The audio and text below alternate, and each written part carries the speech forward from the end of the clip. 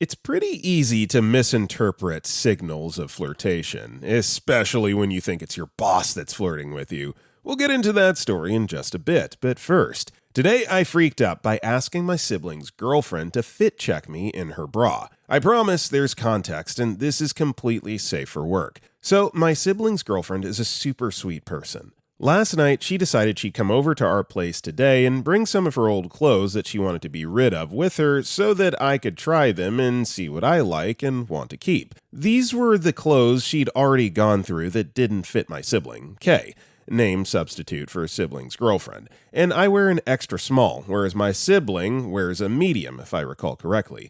So, as you can imagine, there are a lot of clothes that she brought in a laundry basket stuffed to the brim. For some additional context, Kay is basically the only feminine person I'm close with. I absolutely love having a feminine girl in my life for once because she'll help me pick clothes and give me opinions on the nails I make and such, which is something I lacked before having mostly guy friends. She really is like a sister to me, so since I take fashion advice from her, every now and then I went through the basket of clothes. If I felt uncertain of an outfit or clothing item, I'd put it on and go out to the family room to ask for opinions from my sibling and Kay. Anyways, I'm getting to the very bottom of the laundry basket and I see a super cute top. Black and lacy with thin straps. I'm immediately in love, and it does occur to me that it sort of looks like a bra. But Kay tends to like to dress like a tramp. Her words, not mine. And I'd seen her wear something like it before, so I just assumed it was a top. Plus, why would she give me a bra? I hadn't seen any others in the laundry basket up until that point.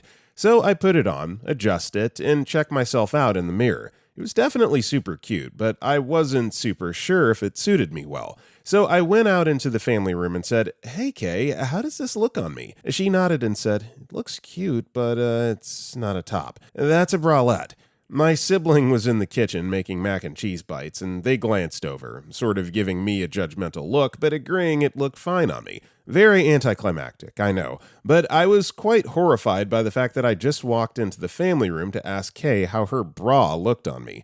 As it turned out, there was even a second bra in the basket, so I guess I'm just very blind. But in my defense, it was at the bottom. Okay, can't relate to any of this as a non-cross-dressing straight dude, but yeah, seems like no harm, no foul. I mean, I really don't have anything to add. I'm sorry, guys. Also, hey, my name is Brendan, and if you guys enjoy these Today I Freaked Up videos, it would be so nice, so awesome if you like the video. Comment it down below if you're listening to our podcast. Now then, our next story is... Today, I freaked up by not knowing how much caffeine was in soda, coffee, and Death Wish coffee. I, 35-year-old male, 225 pounds, have been a caffeine drinker my whole life, mostly soda, but also daily tea and occasional coffee. Caffeine has never bothered me before, other than I need to cut it off a few hours before bed. I'm a much heavier soda drinker than anything. When I moved out on my own, a 24-pack of Coca-Cola would barely last me a week, on top of a big Coca-Cola lunch and anywhere I went out to eat. I've since cut way back. Just before Corona, a 12-pack would last me 2 weeks. Post-Corona, went to working from home, a 24-pack lasts me just under 2 weeks, but it's still less total consumption. I could drink coffee drinks with no problems or noticeable effects. However, I never realized just how little caffeine was actually in these. Yes, I said little. I'm also a scout leader, and there are plenty of jokes about scoutmasters and coffee. Scouting events definitely account for most of my yearly coffee consumption. In the past few years, I've become pretty sensitive to hot weather, especially when trying to sleep. We had a camp out planned for the spring. Figuring I wouldn't sleep well, I decided to try out the higher caffeine Death Wish instant coffee I had heard about to make sure I would be alert during the day for the scouts. Here's the freak up, as you might have gleaned from the title. I didn't know exactly how much caffeine this stuff had beyond a lot. Nor did I have any awareness whatsoever how that related to my normal caffeine consumption. Here's the real freak up though. I wanted to try it before I went on the camp out, so I decided to make a cup at home. I have a large insulated travel mug, so I figured I should use 2 packets of the Death Wish instant coffee. My Keurig machine, which I basically use for instant hot water, I rarely use a disposable pod, has 3 cup size options, 6, 8, and 10 ounces. I didn't realize that the highest it went was only 10 ounces. I thought it was more like 12 or 14. So I put 2 packets of Death Wish instant coffee, designed for 8 ounces each, into 10 ounces of hot water. Now, so you'll know how much caffeine is in everything, a 12-ounce can of Coca-Cola has about 34 milligrams, so a 32-ounce gas station / large fast food cup would have around 90 milligrams. A cup of coffee has between 100 and 200 milligrams. A packet of Death Wish Instant contains around 300 milligrams of caffeine. And I use 2. Y'all, it was the first time I ever had the caffeine shakes. My heart was racing and pounding while I was sitting still. Not enough for me to go to the ER, but a new experience for me. My hands were absolutely shaking for a while. It tapered off, and I slept okay that night, but that was definitely a never again. I've drank a single packet of the stuff many times since, including on the campout I got them for, without issue. Yeah, so I'm a big caffeine guy myself, particularly before I'm going to the gym. I need pre-workout and stuff like that, and for me personally, call me a lightweight, but 200 to 250 millis is usually more than enough to get the juices flowing. Anything beyond 300, you are just asking for a miserable time. So yeah, the caffeine shakes and the heart beating out of the chest, totally get it. 600 is, yeah, you're pushing yourself there for sure. P Freaked commented, LMAO, rough. At least you weren't my darling idiot fiance, though. He thought getting that bump up, snortable caffeine would be a good idea, and then he misread the label. He thought each vial had 500 milligrams. We went out for 4th of July, stayed out all night, drank a lot, and he had work the next morning. He was like, yeah, 500 milligrams sounds reasonable. He consumed the entire vial from the very early morning, about 1 a.m., to right before he went to work, about 8 a.m. Those vials? Yeah, it wasn't 500 milligrams. It's 2,000 milligrams. 2,000 milligrams. Y'all ever heard of caffeine psychosis? My poor sweet idiot is still shaking a mild case of that off, and it's been over 3 days. We ended up in urgent care 2 days ago, and y'all should have seen the nurse's face when he handed her the vial to see the dosage. She was like, I can't wait to see your blood pressure. 170 over 102. His being a really tall, muscular guy is the only thing that saved this from being a whole cardiac event. People think of caffeine as this harmless, benign thing, but it's not to be fooled with in high doses. Our next story is, today I freaked up trying to kiss my crush. So I've had a crush on this guy for ages, but I've got a seizure condition. My seizures are usually caused by stress and getting overly nervous. Obviously, this goes amazing with having anxiety. So basically, me and my crush are just on a walk, and I'm thinking that it's going well, and he feels the same about me. I'm also freaking out internally because this could be the day we have our first kiss, which is terrifying, but in a good way. I don't know if that makes sense. After an hour or so, we're at the top of some hill, just talking about random stuff, and he jokingly says, this would be a great place to kiss. This kind of stuff gets me really nervous and red, and I start laughing awkwardly, then I half-jokingly lean in to kiss him. A big mistake. He leans in as well, literally pulling me in to kiss him. And so I'm freaking terrified of what's happening, but also super happy about it because I want to kiss him. Then, just before we can actually kiss, everything goes blank. And when it's not blank, we're sitting on the ground and he's just making sure I'm okay. He starts explaining that I had a seizure and he's really sorry about it. Still, obviously checking if I'm okay and asking if he should call anyone. I'm like, nah, it's all good. After all this happened, he asks, I know this is probably a really awkward time to say, but I still think this is a good place to kiss. I agreed with that and kissed him. So now we're dating. Well, first of all, congratulations. Second of all, glad to hear that you're okay. This is definitely not a story that either of you are going to forget, probably ever. Our next story is, today I freaked up by pouring coolant into my windshield washer tank. Normally, my car gets all its maintenance done at the service shop, like oils, filters, diagnostics, repairs, etc. I do understand cars to some extent, more on the enthusiastic side. I can tell if something feels off, but I'm not about to rebuild an engine or diagnose a knocking sound with confidence. So today my windshield washer fluid ran out. No big deal, because I had some time. Stopped by the store, grabbed a bottle, and filled it up quickly. I didn't use it right away since the windshield was clean. But later on, when I finally did, it was like someone smeared oil across the glass. Bad AF visibility, full greasy chaos. I hit the sprayer again, thinking maybe it needed to be cleared through, but nope, same thing happened. Plus, the smell was definitely not the washer fluid one. Pulled into a car wash, checked the bottle, and turns out I dumped 5 liters of coolant into the washer tank. Ugh, I could not stop laughing and shaming myself. I was used to green washer fluid in a clear bottle from the same shop I always go to.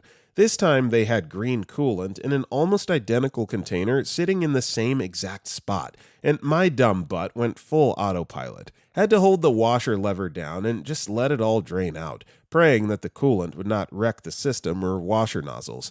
Thankfully, the system seems fine. Also, I used up another 2 liters of actual washer fluid afterwards to flush everything through.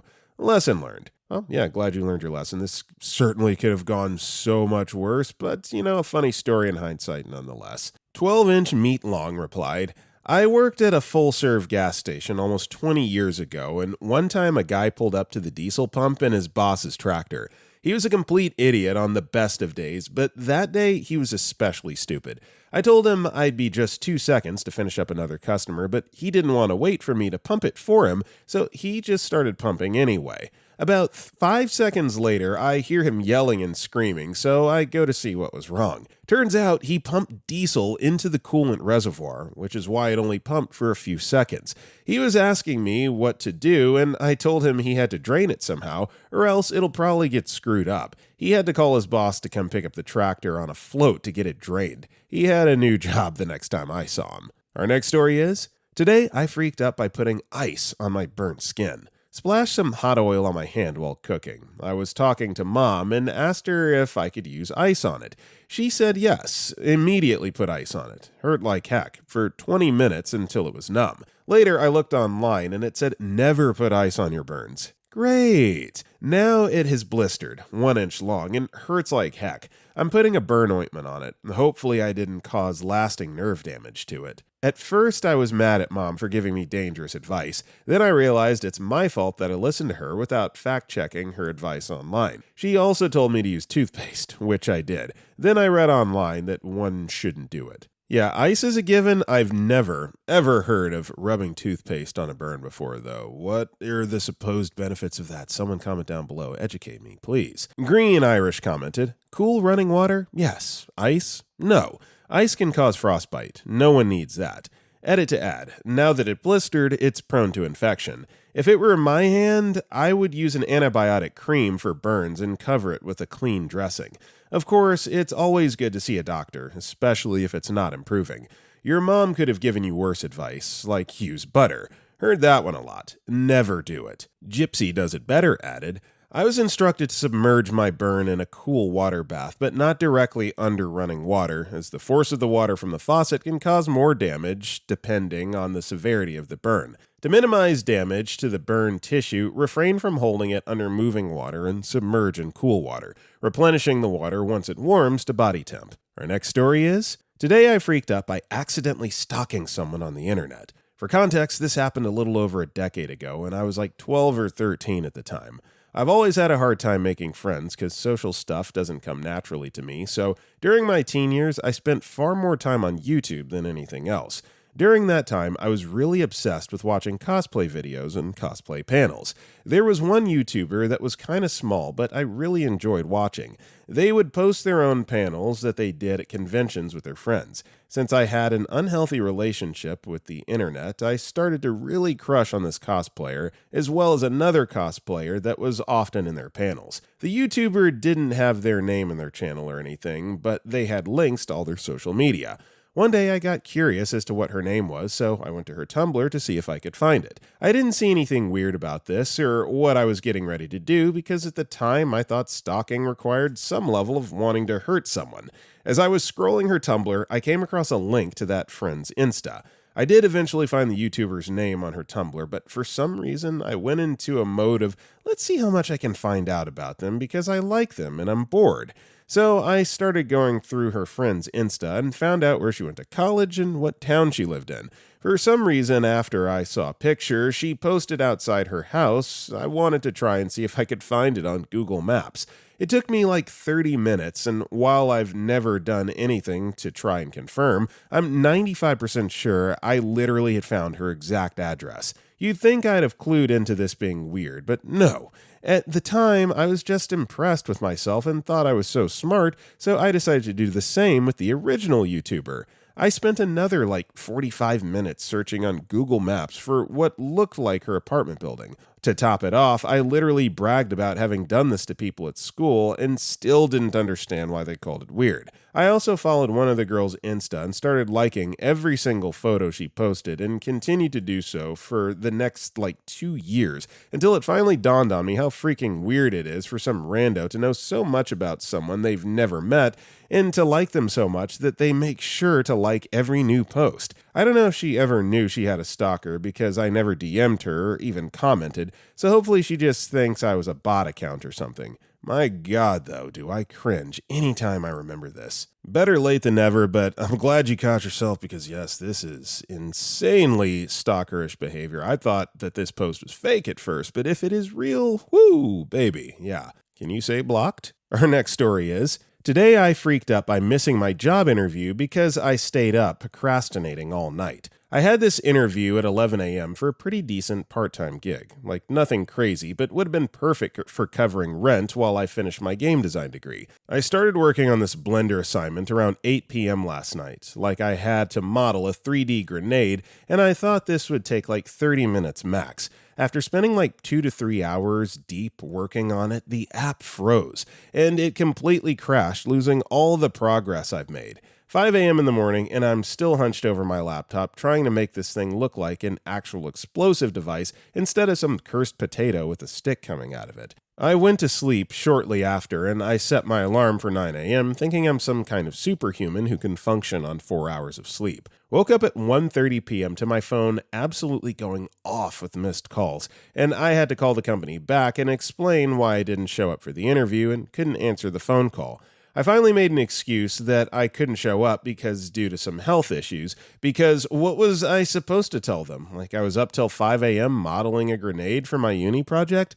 My grenade still looks like hot garbage, and my professor is going to take one look at this abomination and question my entire career path. So now I'm unemployed and my project is trash. Anyone else completely fumble this hard over the most preventable stuff, or am I just built different? I think we've all been there to some degree before, although I will say in this instance, honesty, even if you have to omit some of the finer details, is always the best path forward.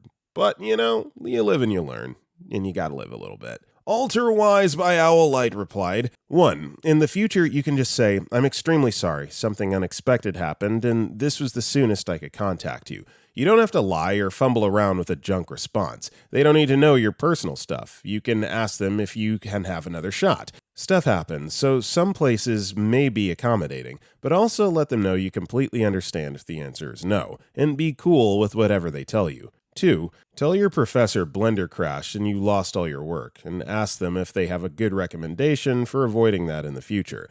The last bit is important because it shows you aren't phoning in some lame excuse, but trying to learn. Tech craps the bed all the time, and your professor should know that. Good luck, fam. Better to get these lessons now than later. Too Strange for Weird replied, 1. Hard agree. If nothing else, I find family emergency to be fitting if they push. 2. A decent idea, but the solution has been the same since before I was born. Hit save. If your ADHD or whatever has you down so bad you can't remember, there's plenty of autosave plugins and macros. Alternative to 2.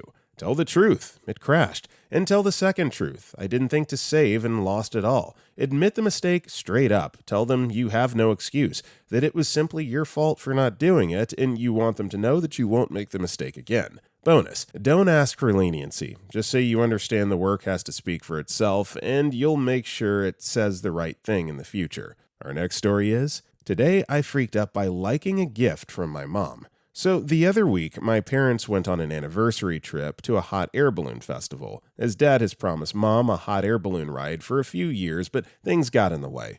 broken bones, illness, dying cat, etc. They had a great time, and while out there, Mom decided to visit a touristy antique shop by their hotel. Mom finds some uranium glass on display and buys me a small bowl. It's stunning. I love it so much I couldn't contain my excitement, especially when Dad pulled out the blacklight flashlight he had laying around, and that's where I freaked up. The thing is, Mom historically does not gift very well. Everything is thought out, and there's a logic to most of her gifts, but they're almost always just a bit off the mark. For example, I collect and regularly wear funky earrings, so she gets me some very elegant silver ones from Iceland with volcanic rock. Lovely and definitely great for a special event, but not my usual Shinbari torso, where the wild things are rotary phone, silver axe, weapon, not body spray, or a sour Nightcrawlers vibe. When they were road tripping, she also got me some indigenous beaded jewelry, a set of massive pink starfish. I have a known repulsion to most sea creatures, especially ones with tentacles, and a hand-beaded pop socket in the shape of an alien head, which she forgot to take the tag off, $50 plus. I don't use pop sockets, but I do like space and aliens and celestial stuff. She also got me a very delicate, handmade Christmas ornament from Germany. We're all Jewish, my partner included. I'm not trying to brag about their funds. My parents are in their early 70s, retired, and like to travel now that they aren't supporting us. My dad budgets tightly, and they're extremely frugal the rest of the year. When they've given me these things in the past, I've done the obligatory, "Oh, thanks, that's lovely," showing my appreciation for the thought, effort, and cost behind the gifts, if not the actual gift itself, as is polite. The problem is, I literally could not hide how much I liked this little green bowl. Now she knows the other gifts were not as appreciated, and I'm pretty sure I hurt her feelings, as she hasn't talked to me since. We usually chat and check in every few days. I know I'll probably have to approach it eventually, but it's an awkward situation, especially with her wounded pride. I think have your cue to bring up all of the other wild gifts that she's gotten you over the years and talk about those too. Don't just glaze over the bowl. Ready196 replied, "I feel like the best option is to reach out to her and thank her again for the bowl. Info dump a little bit about uranium glass and say that it's the best gift anyone's ever gotten you. Double down that it's not like the other gifts were bad, but that it's this one that's freaking amazing. Side note, I'm so jealous of the glass and the cool earrings. I'd wear those every dressy event I'm ever invited to." And OP replied to this, "I might do this, or speak to my dad to get an idea how peeved she actually is. He definitely is the glue and interpreter of this family. And yes, the volcano rock earrings are super elegant. I've worn them to funerals, special events, and job interviews, as my usual goth/alt Miss Frizzle vibes are not usually appreciated." Our next story is, "Today I freaked out by texting my boyfriend something meant for my therapist." So I, 23-year-old female, recently started seeing a new therapist, and we've been doing this exercise where I text her how I'm feeling in the moment, unfiltered, instead of bottling it up. I save her number as Dr. C in my phone. My boyfriend's name? Christian. Take a wild guess what happened next. I had just gotten out of a rough meeting at work, was PMSing, and had a complete breakdown in the parking lot. I sent a long, ugly message that said, quote, "I feel like nobody really likes me. They just tolerate me, even Christian. I love him, but sometimes I think he's still with me because it's easier than breaking up. I feel broken and small and exhausting to love." I hit send, realized 2 seconds later. Wrong Christian. Yeah, I texted my boyfriend that I think he's only with me out of convenience. He called, I ignored it. He showed up at my apartment an hour later and just said, "We need to talk." I cried. He cried. He said it hurt, but he was glad I told him the truth. We're okay now, but holy crap, that was the worst 45 minutes of my life. Glad it worked out, but man, next time just answer the phone. I understand that it's probably very stressful, but you can't run and hide from something like this. You just can't. Two Scarhan commented, "I just want to point out, you end this post saying you almost lost him, but your text starting says you feel unlovable. I don't know what was said, but based on the few details provided, I don't think you almost lost him. That's just your brainworms talking. He wouldn't have been hurt that you didn't think he loved you if he didn't love you. Also, task failed successfully? Talking with your SO about your emotions is important, even the uncomfortable ones, especially the uncomfortable ones. This definitely would have come up eventually, just when you were both emotionally ready.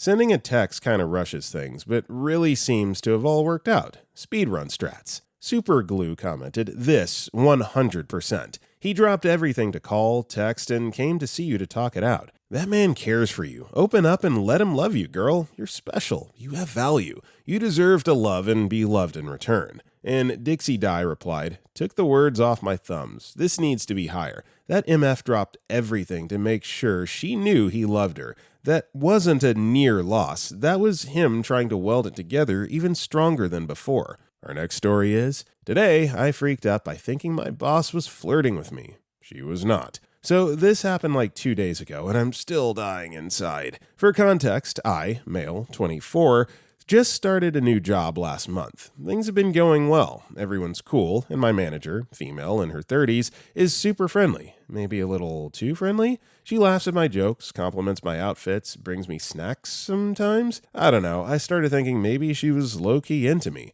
So on Monday, she comes to my desk and goes, "You always smell so nice. What cologne is that?"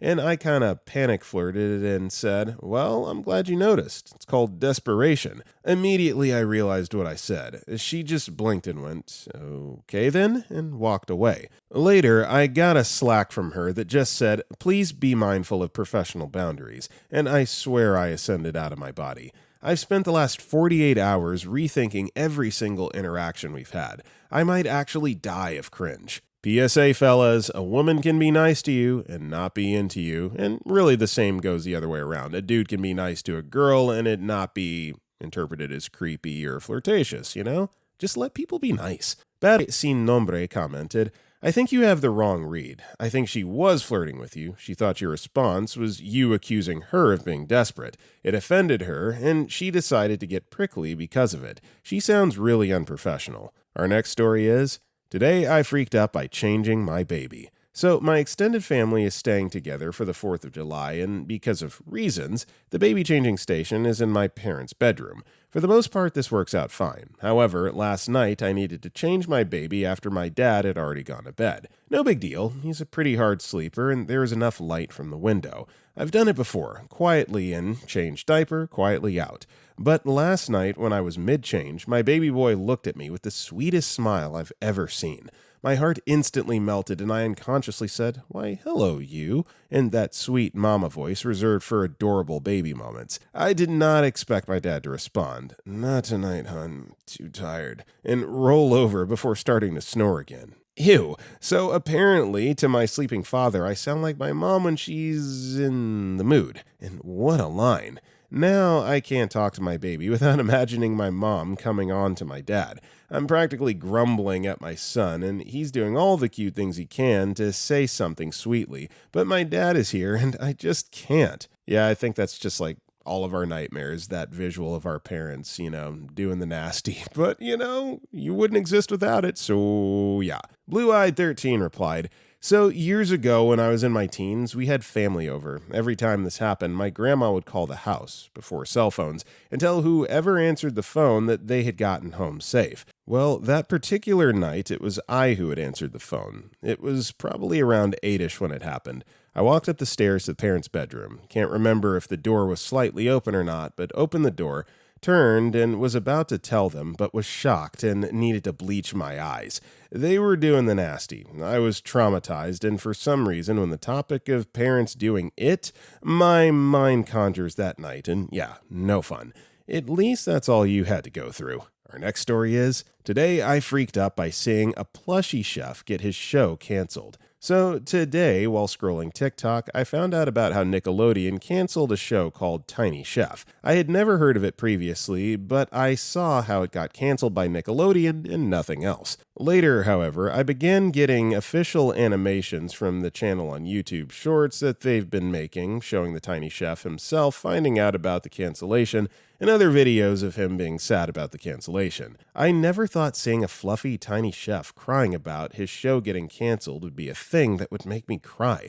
But you somehow feel bad. So bad about it. I don't know why, but God, I'm wrecked. Hopefully they either raise enough money from the fundraiser they're doing, or the fans petitioning for it to be uncanceled to Nickelodeon make it happen. Because if not, I don't think I can take another vid of Sheffy being depressed. Well, I guess let this post and this video serve as awareness for the plushy chef, tiny chef. Let's get this thing back on the air. Matron18 replied, "It seems like this has caused a lot of people to recently discover him, as I did about a week or so ago. I've never been so invested in the life of a tiny chef before.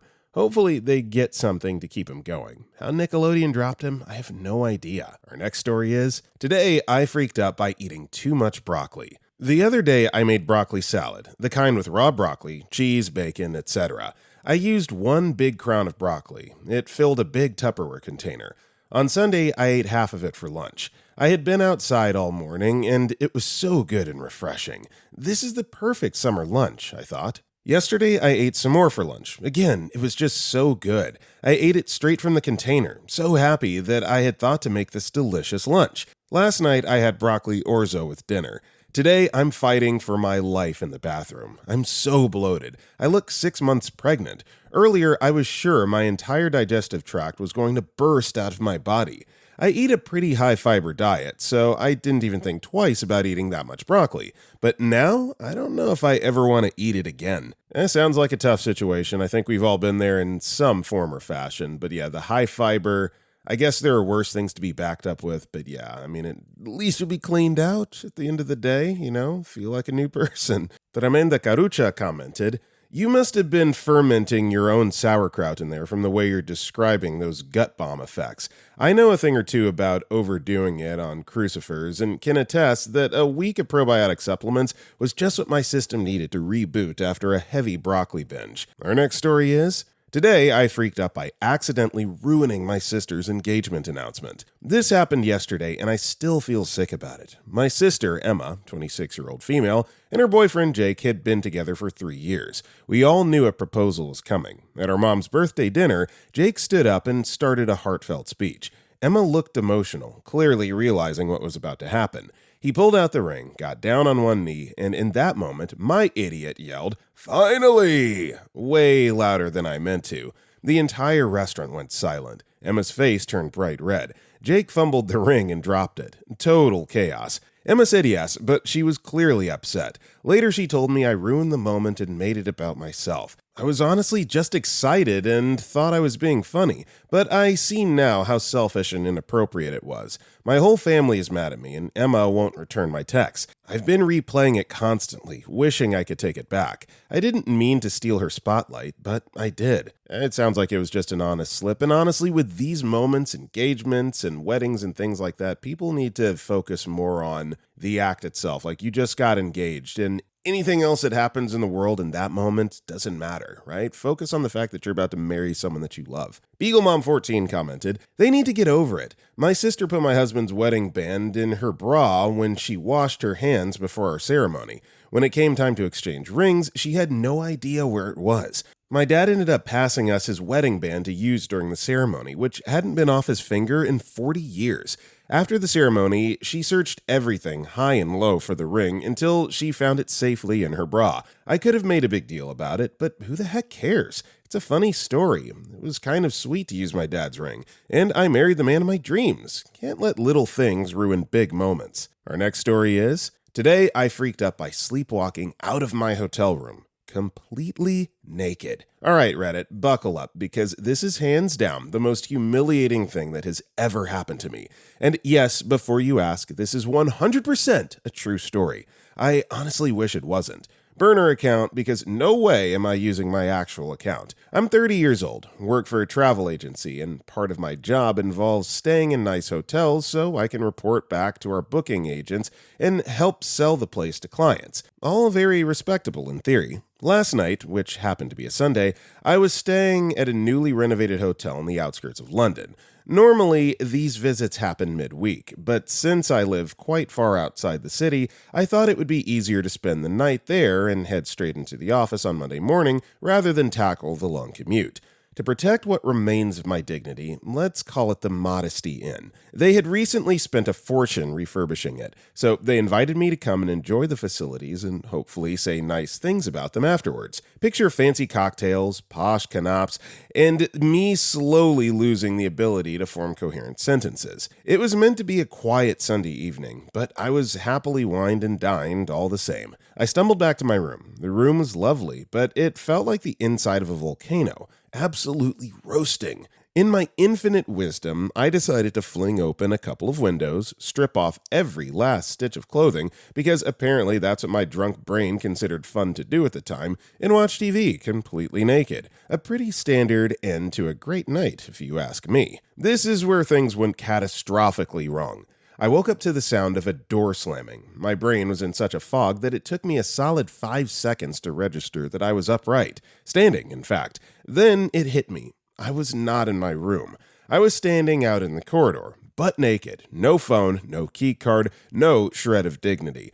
Just me, my questionable life choices. I must have sleptwalked out of my room. Freak my life. My first thought was simply, oh freak. My second thought was also, oh freak, but about 10 times louder in my head. It was one of those country-style hotels. It gets smaller the higher you go, and I was on the top floor where there were only about 4 other rooms. It was absolutely silent. No staff, no other guests, no phone to call reception, just a naked bloke staring at a locked door. I started to panic. My only option was to try and cover myself somehow, but there was literally nothing. Then I spotted a room service tray outside the room next door. I grabbed a single napkin and attempted to drape it over my manhood. Calling it coverage would be generous, more like an apologetic gesture towards decency. There was no way I was risking the lift, or as you Americans call it, elevator. If the doors opened to a family of 4, I would have to immediately launch myself into the void. So I took the stairs. I crept down 1 floor, praying to find a member of staff. No luck. Down another. Still nothing. My bare feet slapped on the steps, and every time they did, I felt like the universe was mocking me.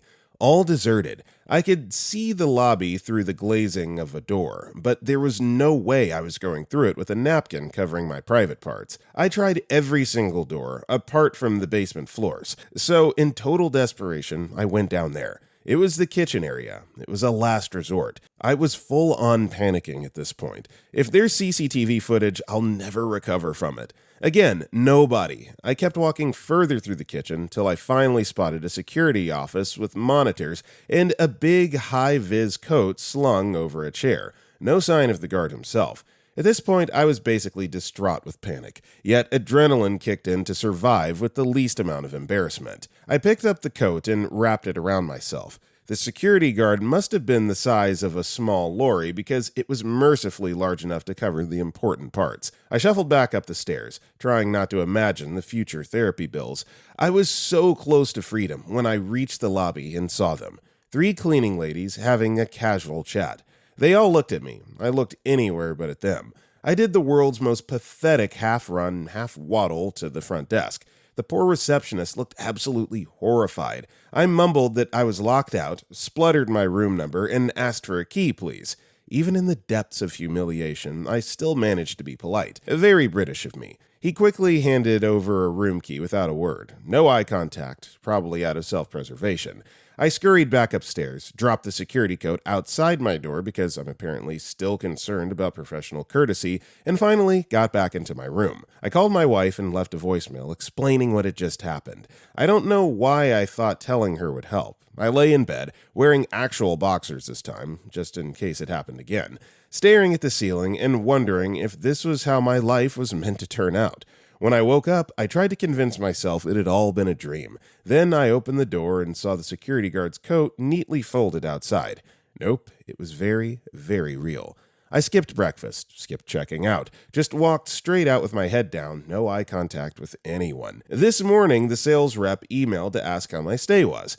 I replied saying it was lovely and I had to leave early. She has not brought it up. Neither have I. It's better this way. I'm assuming the front desk clerk has told everyone, and they have all watched the CCTV footage. If they haven't yet, they will. I would in their shoes. So yes, today I freaked up. Yeah, there's really nothing that I can really add here. OP went into pretty specific detail about everything that happened, from the single napkin covering his nether regions and the jacket and all that. Sounds like a fun night out on the town. Our next story is, today I freaked out by donating blood with ulcerative colitis. Hello, I'm your not-so-typical chronically ill chick who doesn't think before she does stuff at the worst times. I have ulcerative colitis, among other fun party favors, and I literally had ulcers so bad that when I went in to have them cauterized, I woke up in quarantine because the specialist had never seen ulcers so bad without C. diff being involved. It thankfully had nothing to do with C. diff, and I was started on IV infusions of powerful medication. So after the first infusion, I start feeling better. Good, right? Now I work at a church, a good one that's pro-LGBT and actually has charities to help the community. One of our charities is a partnership with the Red Cross where we hold blood drives every 2 months. This charity project is one of my responsibilities. We normally have a pretty good turnout, and the Red Cross says we're one of their best drives. But this time around, our numbers were low, and some of our regular donors got deferred for low hemoglobin. So I decided that, since my insides aren't hemorrhaging anymore, I'll donate a pint to help out. So I go over and get hooked up and give my donation. I get off the table feeling okay and am immediately called over to the registration desk because the church volunteers need some supplies. So I head off to get them. Suddenly, I feel lightheaded and I'm floating sideways. Then I remember waking up, laughing at the realization I passed out. I'm on the floor, and my volunteers, who are mostly in their 70s to 90s, are crowded around me, almost in tears. The Red Cross techs get me up on a table, give me a juice and crackers, and tell me to lie there and rest. The whole time, I'm kind of laughing at how stupid I was. Long story short, I recovered, and one of our regular donors walked me back to my office to eat something. But poor Mrs. Jody and Mrs. June were really upset. They're the sweetest elderly ladies, and they almost cried when it happened, and I felt like a total Dickosaurus Rex for scaring them. My mom chewed me out. My sibling, who lives half the USA away, chewed me out. My gastroenterologist read me the absolute riot act. In short, I'm really, really dumb. But my blood saved a life in Bacon County, so somebody benefited. And that's what you gotta key in on, OP. Understandably, people are frustrated that you put yourself at risk like that, but like you said, you weren't really thinking. And on the bright side, someone out there in good old Bacon County benefited from your blood. The Bard's Babe replied, I would double check that you're even allowed to donate blood with your IV medication. I get IV immunosuppressants for Crohn's, and I can't donate blood because of it. The blood is essentially tainted and would cause problems for someone. Glad your GI doc knows now. And OP replied to this, Don't worry, I did check beforehand whether blood donation was still on the table. I was told that as long as it had been at least 2 weeks post-infusion, I was good to go. Our next story is, today I freaked out by asking a coworker if the vet wanted to put her sister down. So today, my coworker came up to me during a slow time and started telling me that she found out today that Amy has kidney disease. Lately, she's been telling me about her cat, who's really old and having health trouble lately. I couldn't remember the name, but I knew it was a normal human name, so I figured she must be talking about the cat. She was upset, of course, and I offered her my condolences. I asked, does the vet think it can be treated, or is it too severe for a cat her age? They don't want to put her down, do they? My coworker looked really confused, then surprised. Then she corrected me. Amy is her sister. The cat is Fiona. I was embarrassed and a little frustrated, to be honest. Couldn't she have just said, my sister Amy, at the mix-up and apologized profusely? The good news is that the condition her sister has is pretty mild and was caught early. Doctors are hopeful that they can treat it and prevent the condition from worsening. But yeah, it was embarrassing. This is more on her for not clearly communicating. I understand the embarrassment, but no harm here, and it was quickly resolved, so amazing. Chalky24601 commented, to be fair, it was an easy mistake to make. I could see myself making the same in those circumstances, as I have a terrible memory for names. Comfortable Trick 137 replied, should have responded with, oh, I'm sorry about that, but my statement still stands. Does the vet think they'll have to put your sister down? Our next story is, today I freaked out by eating an edible before my HOA meeting. Today I was feeling extremely tired, even though I slept a lot, like 10 hours or so, and I figured I'd take a little edible to smooth things out. Not even a full dose, but just enough to take the edge off while I worked from home. Usually our HOA meetings are on Tuesday nights, so I thought I was in the clear. But apparently they'd moved it to Monday, today, at 9 a.m., and sent an email about it last week that I totally missed. I joined the meeting, pretty high, when the Zoom notification popped up. HOA monthly budget meeting, starting now. I joined late, and I was already sweating and hoping to coast with my camera off. I had it off the whole time, but unfortunately, I got called on to give an update on landscaping expenses. I clicked the unmute button and literally forgot how to freaking talk. This continued, I think, for like 10 to 15 seconds, and the silence was so painful. My camera was on by then, and I could literally see someone squinting at me like I was buffering in real life. I had to hop on Grizzly Quest right away to spin some slots, just so I don't have to think about what just freaking happened. Pretty sure half the board thinks I had a stroke, and the other half thinks I start the week with a dose. So I was just going to comment on the obvious 10 years typo, but sounds like the comments really just ham that one up, so we'll go ahead and jump down into that. She Grows on You commented, "Dang, slept for 10 years? I need that." And Chantilly Lace added, "If I slept for 10 hours, I would pretty much be the happiest person in the entire world. I've not slept for more than 5 hours at a time since I was about 20. In my family, we're called super sleepers, and we can only sleep 5 hours, and it basically has to be from midnight to 5 a.m. Our next story is, "Today I freaked up by crashing the wrong car, which turned out to be my boss's. Today was my first day at a new job. I showed up extra early, suited up, and ready to make a great impression.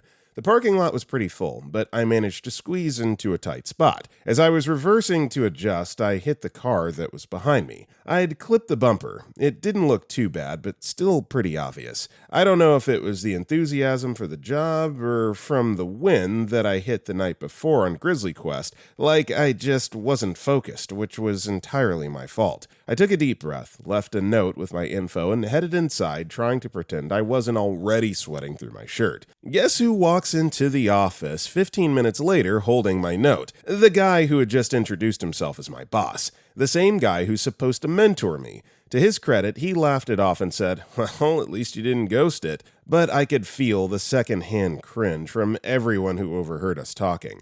Day one, and I already freaked up. I know this crap sounds fake as freak, but it literally happened today. Like, I just don't know. What are the odds of crap like this happening? I would say abnormally high, higher than you think. Simply because it's your first day. I feel like there's just something in the ethos of the world that just forces things like this to happen on the first day of work. Cry Representative 992 replied, "Not a bad way to start off, to be honest. Your new boss knows you're an honest and responsible person now, and will do the right thing even when no one is looking." Our next story is, "Today I freaked out by scaring my dog." This happened a few minutes ago. I was coming down my stairs to the living room after showering when my dog started growling and barking. I figured once he saw it was me, he would stop barking, but he kept on barking. I stopped and just looked at him for about 30 seconds to see if he would finally realize it was me. I then decided to run towards the sofa, which had him right in my path. He ran away, crying and whimpering. I then sat down on the sofa and called him. He came to me, finally realizing who I was. Then, as I comforted him, I smelled a nasty smell. My wife thought I made him pee himself. However, it smelled worse than just pee.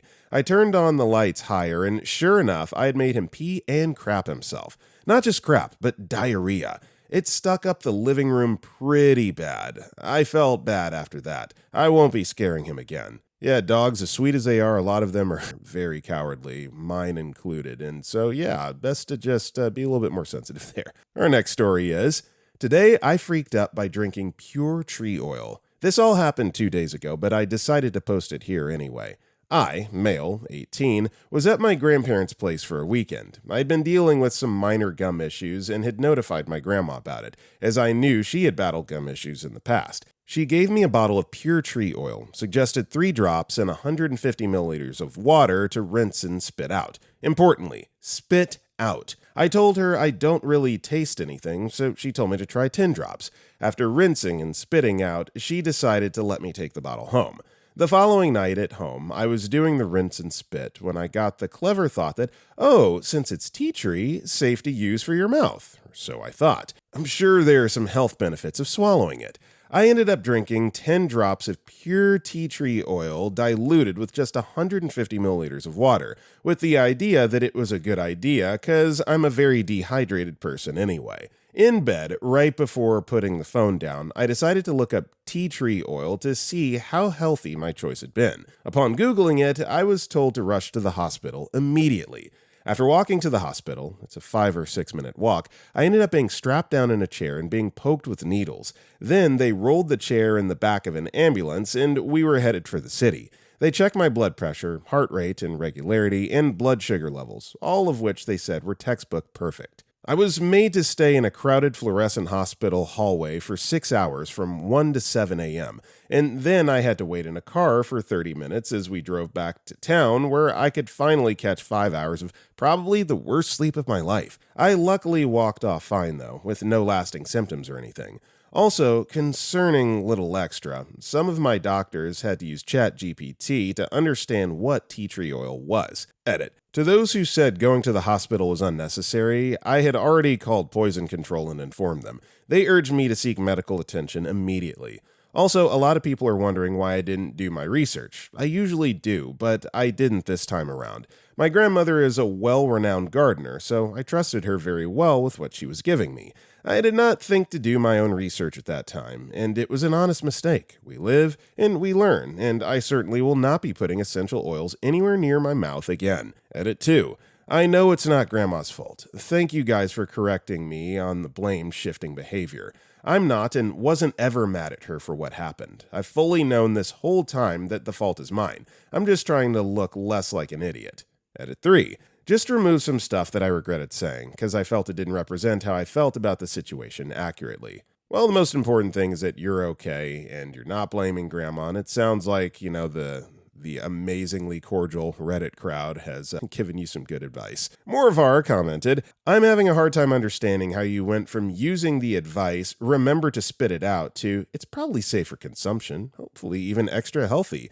Like, how did you get there? And Leyline replied, I agree. If someone is going to go against the advice of the person who provided the item, they should do their own research. A quick Google returns, tea tree oil is toxic if ingested. Personally, when it comes to home remedies and grandma cures, I would also research it. Many oils can cause issues when ingested, and many can also cause skin irritation, allergy, chemical burns, swelling, and irritation. Even things that are safe, like cinnamon and peppermint, when concentrated and applied to sensitive areas, can be spicy. I personally hate the fact that it's called tea tree oil, when in fact it comes from a different tree than the tree that's used for green, black, etc. tea. I'm kinda nerdy about tea, and I know tea is Camellia sinensis. I also know tea tree oil is Melaleuca, but I didn't really think about them at the same time until I read this. Today I freaked up. I feel like this should be a warning on the bottles of Melaleuca oil. Toxic, not for internal use. Do not ingest. I would also prefer a not tea on it too.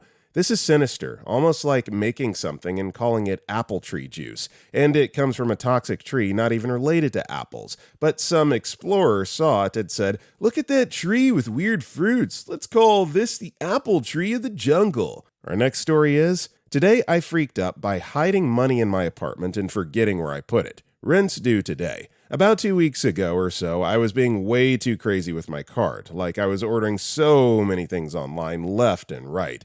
Pretty much TikTok shop only. I won like 3.5K on Grizzly Quest last month, and I decided to physically set them aside for my rent so that I wouldn't accidentally spend it.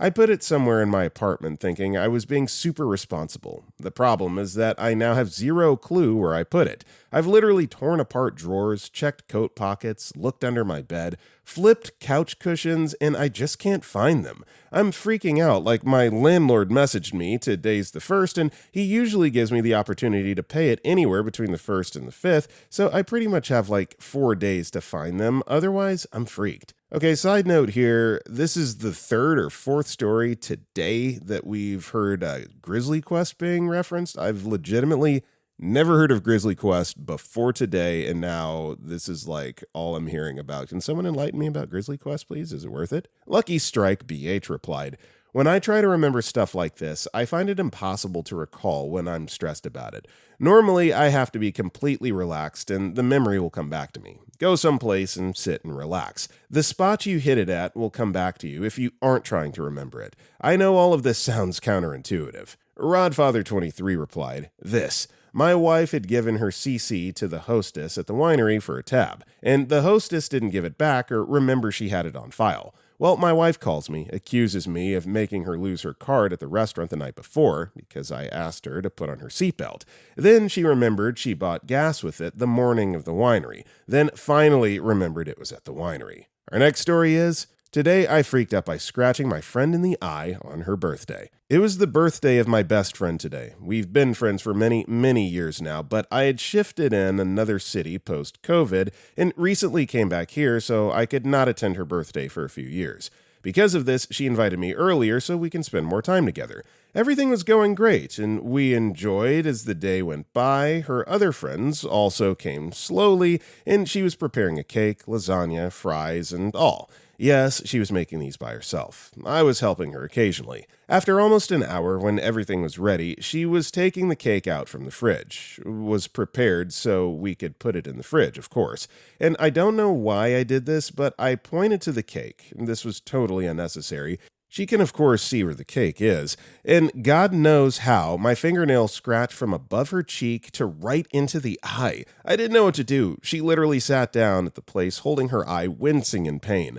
I got an ice pack out of the fridge. By this time, her other friends were in the kitchen, and I saw blood trail down her hand. This literally freaked me out. I didn't know it was this severe. I felt so bad and ashamed of myself. We immediately took her to a clinic and got the wound dressed, and she also had to get a tetanus shot. We celebrated the birthday after coming back home with a bandage on her eye. Everyone was talking about it, not blaming me, but I would feel bad anyway, and I was to blame nevertheless. She, although, was too calm about it all this time, but I was so embarrassed, I didn't know how to apologize. Well, it sounds like externally so at least you've been forgiven by the birthday girl, and, I understand that's a guilt that you can't really shake, but just take solace in the fact that she at least has forgiven you. Our next story is, today I freaked out by not knowing the dress code and panicking. Got invited to a kind of summer hangout, pool party, day drinking stuff, and showed up in a bikini, a cute fishnet top with a silk scarf, sunglasses, and my Jacquemus bag feeling iconic, and was like in the mood to go to a festival or something. Everyone else wore linen shirts and chill shorts. Total startup energy. I barely knew anyone, so I didn't even walk in. Saw the crowd from a distance, realized I looked like a cringe music video extra, panicked and left. Now I regret it, because it could have been a great chance to meet new people. I wish I'd stayed and owned it, but I kinda panicked and left. What makes it worse is that the person who invited me is actually kinda cute. Super great. Now I'm the unfriendly girl who ghosted the barbecue. It's all in your head, young lady. I'm sure that there would have been at least one person there that would have appreciated your choice of attire there. Okay, everybody, that is all the time we got for today. If you enjoyed the video, don't forget to like, comment down below, and if you want to check out any of our other videos, click the video on the right. I got nothing else for you. I will see you all next time.